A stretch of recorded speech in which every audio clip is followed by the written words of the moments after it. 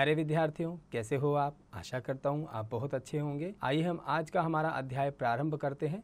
हमारे अध्याय का नाम है विजयादशमी अर्थात दशहरा।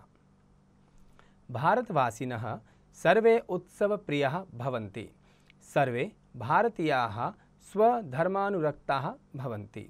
अर्थात भारतवासी, भारत में रहने वाले लोग सर्वे सभी उत्सव प्रिय होते हैं। सर्वे भारतीयाः सभी भारतीय लोग अपने अपने धर्म में अनुरक्त अर्थात प्रीति रखते हैं। भारतीय उत्सवेषु रक्षाबंधनः, कृष्ण जन्माष्टमी, दीपमालिका अर्थात दीपावली, विजयादशमी, बसंत पंचमी आदि प्रमुखाः सांस्कृतिक उत्सवाः सन्ति। अर्थात भारतीय उत्सवों में रक्षाबंधन, कृष्ण जन्माष्टमी, दीपमालिका अर्थात दीपावली जिसको हम दिवाली कहते हैं, विजयादशमी दशहरा, बसंत पंचमी आदि प्रमुख सांस्कृतिक उत्सव हैं। तेषु उत्सवेषु विजयादशमी इति नामकस्य उत्सवस्य स्थानम अति महत्वपूर्णम अस्ति। कहते हैं कि इन सभी उत्सवों में विजयादशमी नामक त्यौहार सबसे ज़्यादा महत्वपूर्ण है। सनातन धर्म अनुयायिनः समस्ते भारते महता उत्साहेन इदं पर्वं मन्यन्ते। अर्थात सनातन धर्म में आस्था रखने वाले धर्म अनुयायी समस्त भारत में इसको बड़े उत्साह के साथ मनाते हैं। विजयादशमी तु प्रतिवर्षम् आश्विन मासस्य शुक्लपक्षे दशम्यां तिथौ आगच्छति। अर्थात विजयदशमी प्रतिवर्ष आश्विन मास की शुक्ल पक्ष की 10वीं तिथि को मनाया जाता है। अस्मिन् अवसरे विजयस्य आकांक्षा सर्वप्रिया सर्वसामान्य आकांक्षा अस्ति। अर्थात इस अवसर पर विजयस्य आकांक्षा, जीतने की इच्छा सभी प्रिय और सर्वसामान्य आकांक्षा मानी जाती है। भारतीयाः प्रतिवर्षम् एकवारं सीमोल्लङ्घनं कृत्वा स्वाकांक्षां प्रदर्शयन्ति। अर्थात प्रतिवर्ष भारतीय एक बार सीमा उल्लंघन करके इस आकांक्षा का प्रदर्शन करते हैं। रामस्य रावणस्य उपरि विजयस्य भारतस्य इतिहासे अतीव महत्वं वर्तते। अर्थात राम की रावण के ऊपर जो विजय है वह भारत के इतिहास में बहुत महत्वपूर्ण है। एतं विजयं मानयितुं वयम् आश्विन मासे रामलीला महोत्सवं कुर्मः। इस विजय उत्सव को मनाने के लिए हम सभी आश्विन मास में रामलीला का आयोजन करते हैं। अंतिमे दिने दुष्टस्य रावणस्य, कुंभकर्णस्य, मेघनादस्य च पुत्तलकानां दहनं क्रियते। और अंतिम दिन रावण, कुंभकर्ण और मेघनाद का पुतला जलाते हैं। सर्वे जनाः स्नेहेन अस्य उत्सवस्य समायोजनं कुर्वन्ति। सभी लोग मिलकर के बड़े प्रेम भाव से इस उत्सव का आयोजन करते हैं। अयम उत्सवः राष्ट्रीय एकतायाः प्रतीकः, सामाजिक समानतायाः च संदेशदायकः अस्ति। यह उत्सव एकता के प्रतीक का और सामाजिक समानता का प्रतीक है। अस्मिन् अवसरे क्षत्रियाः स्वशास्त्राणि पूजयन्ति। इस अवसर पर क्षत्रिय अपने शास्त्रों की पूजा करते हैं, अर्थात उनके पास जो अस्त्र हैं उनकी पूजा करते हैं।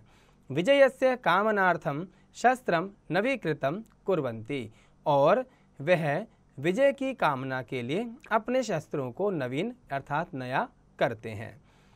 इष्ट साधकाः स्वकामनार्थं इष्ट देवतायाः अर्चनां कुर्वन्ति। और इष्ट साधकाः, जो इष्ट साधक हैं, वे अपनी कामना को पूरा करने के लिए अपने इष्ट देवता की पूजा करते हैं। केचित् जनाः स्वगृहे रामचरितमानस्य दुर्गसप्तशत्याः वा पाठं कुर्वन्ति। और कहते हैं कि कुछ लोग अपने घरों में रामचरितमानस का और दुर्गा सप्तती का पाठ करते हैं। स्वतंत्र मंत्र पाशम अस्मिन् अवसरे सिद्धं कुर्वन्ति। और स्वतंत्र मंत्र जाल का इस अवसर पर सिद्धि कुर्वन्ति अर्थात करते हैं।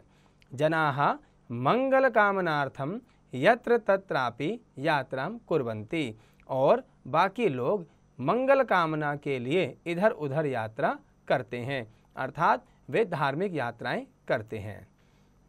मार्कंडेय पुराणे अस्याः कथाः विस्तृत रूपेण वर्णिता सन्ति। मार्कंडेय पुराण में इस कथा का विस्तृत वर्णन दिया गया है। शुंभ निशुंभ इति राक्षसौ आस्ताम। शुंभ और निशुंभ नाम के दो राक्षस थे। तयोः आतंकेन पृथ्वीवासिनः बहूनि कष्टानि अनुभूयन्ते, अर्थात उन दोनों के आतंक से, उन दोनों के द्वारा दिए गए कष्टों से पृथ्वी पर रहने वाले लोग बहुत ज़्यादा कष्ट का अनुभव कर रहे थे। तयोः राक्षसयोः आतंकेन देवा अपि भयभीता अभवन्।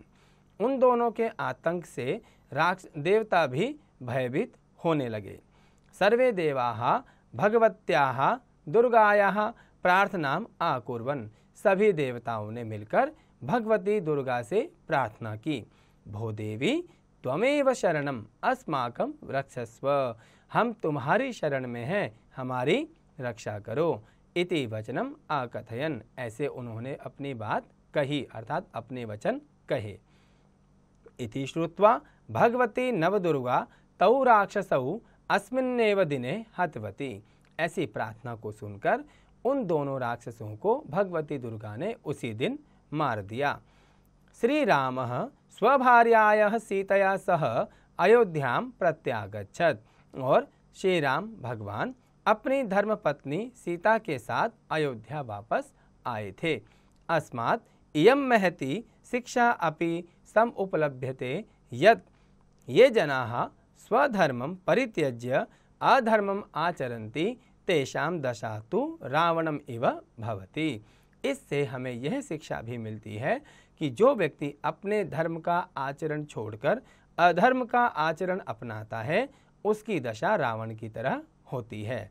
इदं पर्वम अधर्मस्य पराजय धर्मस्य च विजयः प्रतीकात्मकं। विजयदशमी तु असतो मा सद्गमय तमसो मा ज्योतिर्गमय इति शिक्षां दधाति।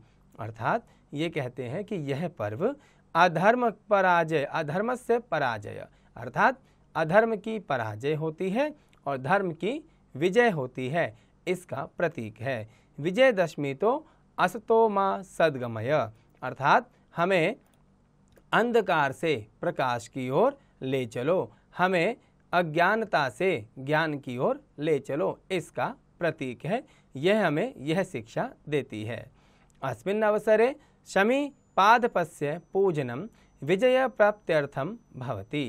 कहते हैं कि इस अवसर पर शमी नाम के पौधे का पूजन होता है विजय प्राप्त्यर्थम, अर्थात विजय प्राप्त करने के लिए शमी नाम के पौधे की पूजा की जाती है। नीलकंठ पक्षिणः दर्शनम अपि अति मंगलम शुभम च मन्यते। और माना जाता है कि नीलकंठ नाम का जो पक्षी है उसके दर्शन करना बहुत शुभ माना जाता है। सामान्य जनाः विज्ञवराः शिक्षिताः अशिक्षिताश्च अपि इतस्ततः नीलकंठ दर्शनार्थम भ्रमन्ति। कहते हैं कि सामान्य लोग, अशिक्षित लोग, विज्ञवराः अर्थात पढ़े लिखे लोग, शिक्षित लोग भी इधर उधर नीलकंठ की खोज में जाते हैं।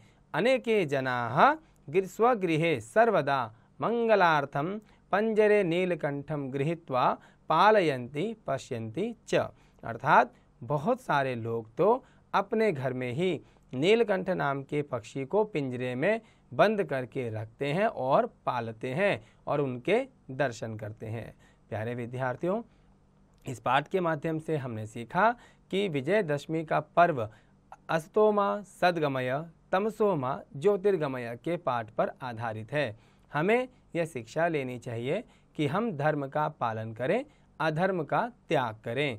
जिस प्रकार रावण ने अधर्म किया और राम ने उसका विनाश करके धर्म का पालन किया, हम भी अपने जीवन में बुरे कर्मों का त्याग करें और अच्छे कर्मों को अपनाएं। मैं आशा करता हूँ यह पाठ आपको समझ आया होगा। आप भी अपने स्तर पर इस पाठ का हिंदी अनुवाद अवश्य कीजिएगा।